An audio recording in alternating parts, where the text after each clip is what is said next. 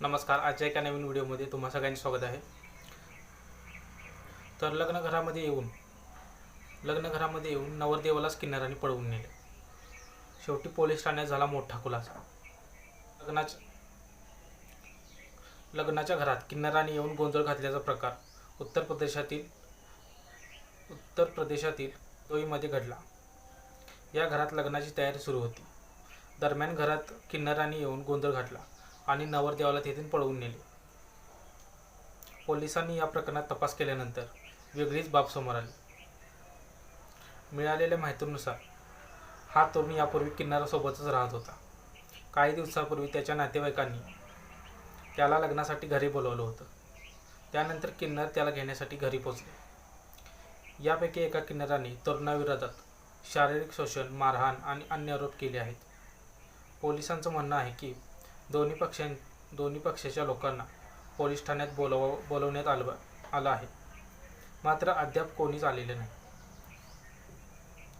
नेमकं काय आहे हे प्रकरण? शहाबाद भागात राहणाऱ्या तरुणाच्या घरात काही किन्नर जमा झाले होते आणि त्याला आपल्यासोबत घेऊन गेले. दुसरीकडे घरात तरुणाच्या लग्नाची तयारी सुरू होती. मिळालेल्या माहितीनुसार यापूर्वीच तरुण लग्न करण्यास पूर्णतः तयार नव्हता. मात्र कुटुंबियांनी आधीच लग्न ठरवलं होतं. लग्न करीत नसल्याचं सांगितल्यानंतर तरुणीच्या कुटुंबियांनी बुधवारी याबाबत पोलीस तक्रार केली होती. त्यावेळी दोन्ही पक्षाला बोलावलं आणि अखेर लग्न करण्यास दोघांनी संमती दिली होती. त्यानंतर मोहम्मदच्या घरी लग्नाची तयारी सुरू होती. या दरम्यान कन्नौज येथील 10 किन्नर त्याच्या घरी पोहोचले आणि धमकी देऊ लागले. ते म्हणाले की तरुणासाठी त्यांनी हजारो रुपये खर्च केले आहेत.